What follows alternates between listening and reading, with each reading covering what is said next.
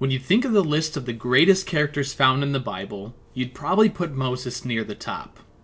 He played a pivotal role in the exodus of the Israelites and taking them from centuries of slavery to being ready to take the promised land God had given to them and beginning the events of the rest of the Bible. He was the leader of millions of people, the mouthpiece of God to a nation, performed many incredible miracles with God's help, and even was able to see a glimpse of the glory of God on Mount Sinai. In short, he was an incredible character and among the pantheon of heroes of the Bible.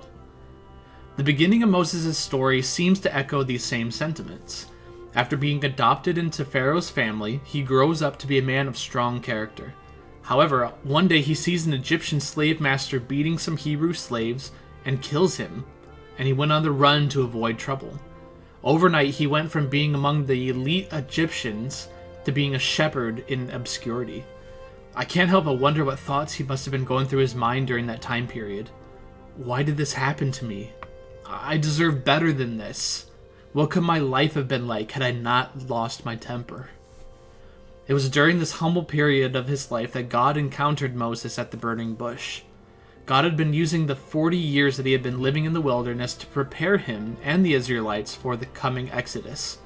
Without those years of fermenity, his heart wouldn't have been ready to lean on the Lord for provision as he had to do time and time again during the years leading the Israelites into the wilderness. Although we know Moses became this awesome leader, his first encounter with God was filled with strife. God commanded Moses to return to Egypt and demand the exodus of the Israelites, but Moses was afraid, and understandably so.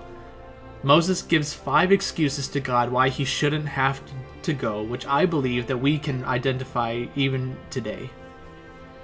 The first one is, who am I that I should go to Pharaoh and bring the Israelites out of Egypt? Which is found in Exodus 3:11. The first excuse that comes to Moses' mind is the first excuse that probably comes to our minds as well when we're prodded by God to do something outside of our comfort zones. We tend to minimize ourselves and maximize the situation we're stepping into, and view that void between us as insurmountable. God was asking Moses to approach Pharaoh, arguably the most powerful man on the face of the earth at that moment in history, and demand him to let millions of people leave. Moses realized that this was no easy task, and understandably his first reaction was to view it logically and to think to himself that this just can't be done. When we're tempted to think that we're powerless, incapable, or insufficient, God calls us to lean on his strength instead. Isaiah 40:29 says, "He gives power to the weak and strength to the powerless."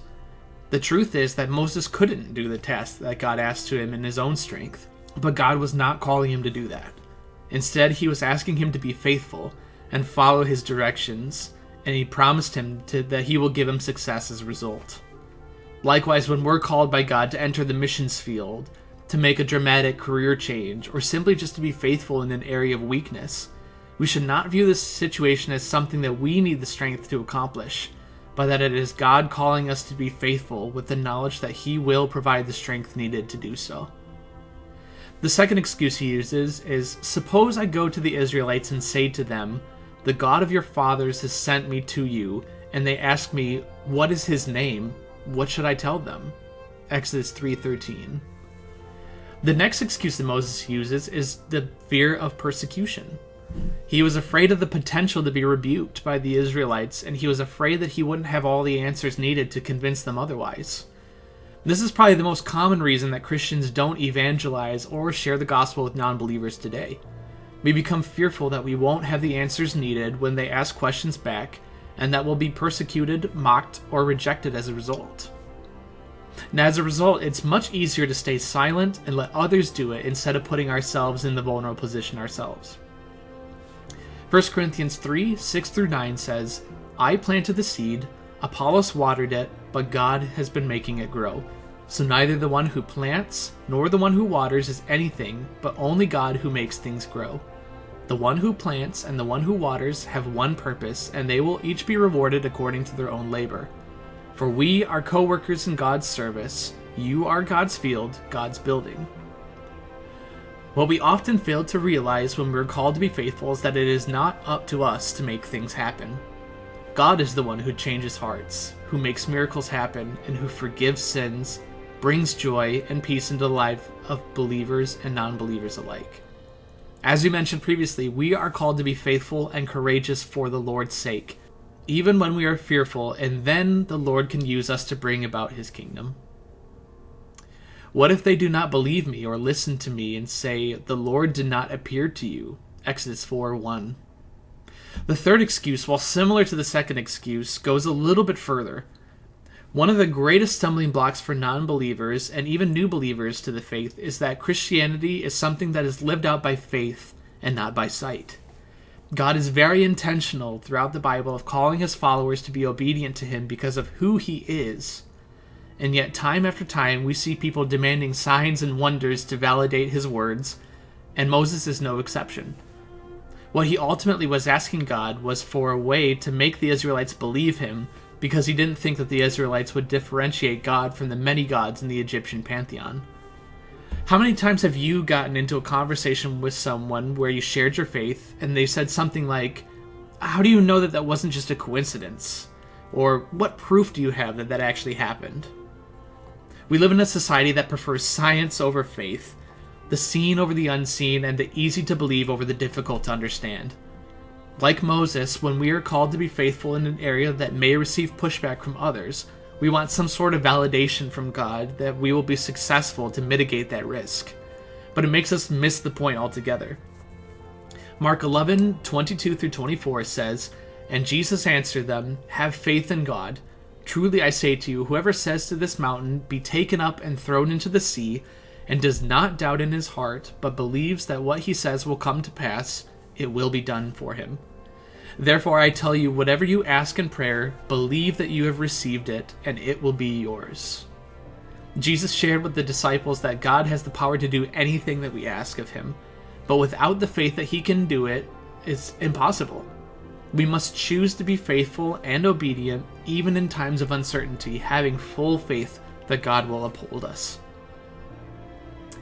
"Pardon your servant, Lord. I have never been eloquent, neither in the past, nor since you have spoken to your servant. I am slow of speech and tongue." Exodus 4:10.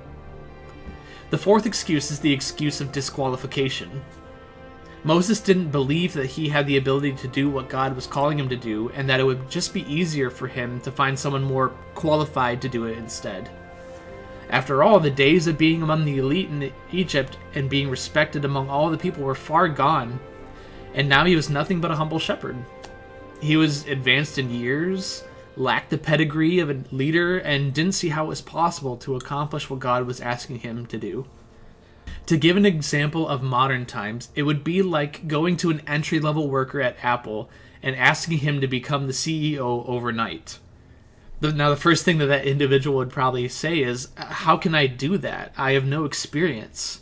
I lack the ability to lead. It just can't be done." Now, the Bible is chock full of examples of God taking individuals that go beyond the logical choice to lead the Israelites and bring about the plan of salvation. David was the youngest of the sons of Jesse, an afterthought to his father and brothers, left to tend the fields while his brothers fought in wars, and God chose him to ascend to the throne of Israel and change the course of history. Nehemiah was the cupbearer to the king, but was called upon by God to rebuild the walls of Jerusalem. And though he wasn't a soldier or a mason, he was able to fight off the many enemies who sought to defeat them and rebuild Jerusalem in only 52 days.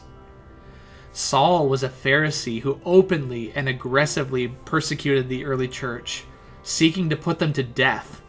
And yet Jesus came to him, changed his heart, and he went on to become one of the most accomplished apostles and heroes of the New Testament faith. God has a habit of taking the impossible and making it possible. So the next time you feel unqualified or incapable of being used by God, take a look throughout history and see all of the people God has used who were in the same position to do great things, and be encouraged. Again, it's not us that makes miracles happen, but rather it's the Lord who gives the strength and provision that we need to be successful. "Pardon your servant, Lord. Please send someone else." Exodus 4:13. The last excuse is simple, just a direct refusal to be obedient. This can come when we've wrestled with the Lord's call in our lives for a lengthy period of time, are completely convinced that it is from the Lord, and yet we still refuse to be obedient. Moses had expressed his fear in multiple ways to the Lord, had been given encouragement, signs, and validation to counter every single one of them, but just could not get past his fear and doubt, and was pleading with the Lord to just send someone else to do it instead.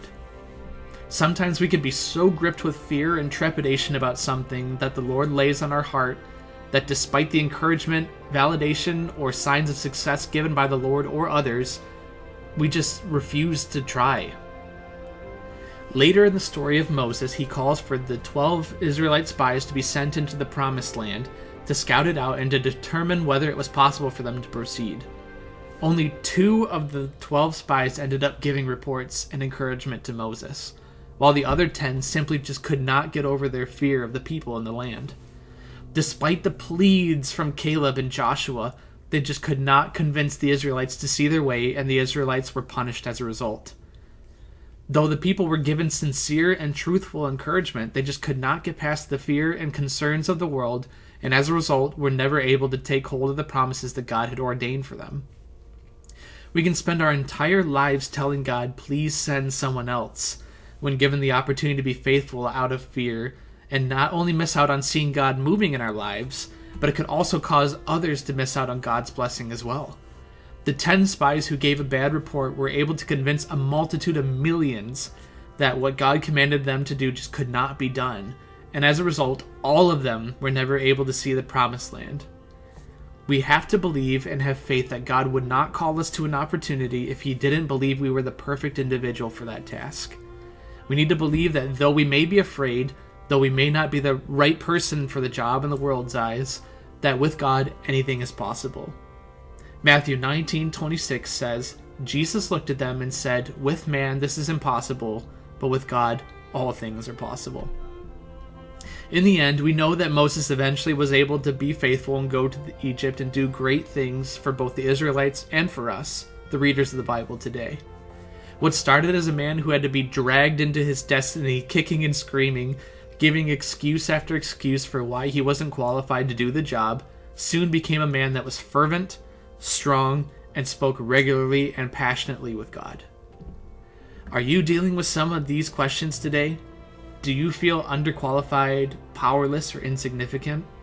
Do you wonder how you can be used by God, or are afraid to be faithful to what God is calling you today for fear of persecution, failure, or disappointment? If so, be encouraged today that you are not alone. Even the great Moses of the Bible had times of disbelief, and all throughout his fears and questions, God was faithful, encouraging, and patient to meet him where he was, and ultimately followed through with what he had declared over his life. Likewise, we too can experience God's goodness and faithfulness today if we are obedient to his calling.